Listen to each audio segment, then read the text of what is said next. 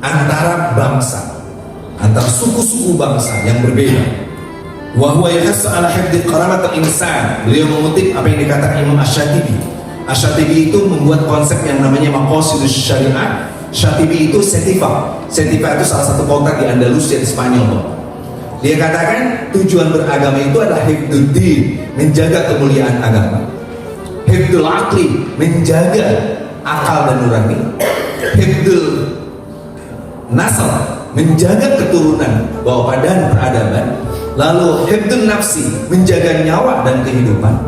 Lalu yang terakhir hifdzul mal, menjaga harta dan kepemilikan.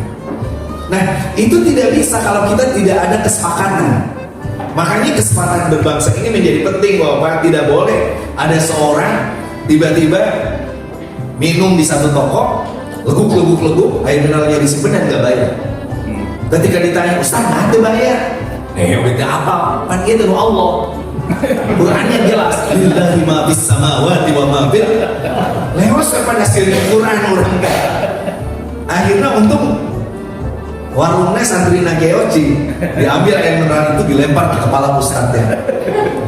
Ustadz itu marah-marah, kenapa saya dilempar? Karena tukang warung, saya nanti maledok kan? Loh, saya maledok. Allah. Mana dalilnya? Wa ma romaita idh romaita walakin Allah roma. Nah, bayangkan Bapak. Nah, makanya yang kedua adalah toleransi. Bapak Ibu sekalian, yang terakhir yang ingin saya tegaskan soal moderasi beragama, hari ini Islam Indonesia menjadi kiblat, dan itu yang membuat marah Bapak. Islam Indonesia hari ini menjadi kiblat.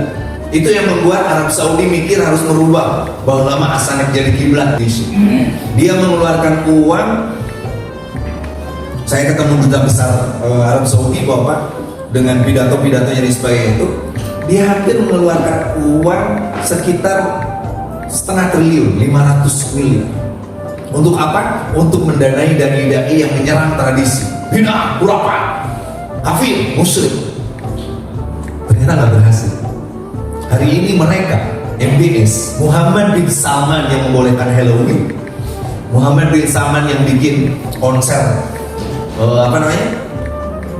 konser musik dan sebagainya. Bapak-bapak datang deh kemana? Ke Jeddah hari ini. Saya kemarin Ramadan ada di Mekah, hajian saya di Mekah. Jujur aja, saya di Jeddah lumayan lama, Bapak, 4 hari. Di Jeddah ada masjid Ibnu Mahfud yang dihancurkan oleh Muhammad bin Salman hanya karena ingin bikin jalan. Ini ada penghancuran. Wah, Bapak, di sana nggak ada yang namanya pemberitahuan dihancurkan hari Jumat. Repot ke saat saja tanah. Muhammad bin Salman, dia bikin kota di perbatasan Yordan, Bapak, itu senilai 6.000 triliun. Tetapi yang lucu, Bapak datang di Mekah hari ini, yang namanya gerbang Gua Hiro, itu sekarang pakai gerbang persis nurutan Wali Songo, makam saya Malik Ibrahim misalnya. Dibikin Pak, ada 7 sumur yang pernah ditutup karena musyrik. Hari ini minta untuk dibuka dan dicari sekalian hadisnya. Saya punya teman Muhammad Basalama, doktor di Madinah University. Dia yang ditugaskan salah satu nyari hadisnya. Tapi hadisnya memang benar Pak. Ada sumur di mana 70 nabi pernah minum di sana.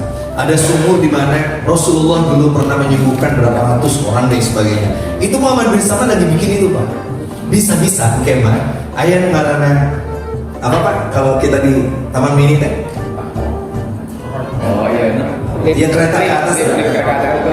Jadi kemungkinan kita bisa naik Gua Hiro Bapak. Dan Gua Sur yang sulit itu salah satunya pakai lintas tertinggi. Oh iya.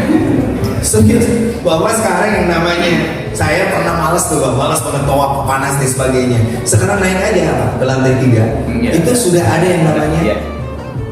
Jangan-jangan nanti tempat tawaf itu dipakai kita masuk dan jalan sendiri. Cuman Ahlus Sunnah wal Jamaah yang bisa menjaga agama ini. Karena Ahlus Sunnah wal Jamaah tidak terbentuk, tidak terbujuk oleh kemajuan teknologi dan sebagainya, kita tetap menjaga sana. Fa inna hadzal ilma dinun fanzuru amma ta'khudhu dinakum. Sanad ini yang menjadi kekuatan kita. Karena ciri Ahlus Sunnah wal Jamaah itu dua. Yang pertama, tidak pernah menjelek-jelekan orang lain, mengkafirkan orang lain, membid'ahkan tradisi orang lain. Tapi yang kedua, kita selalu berdasarkan syariat.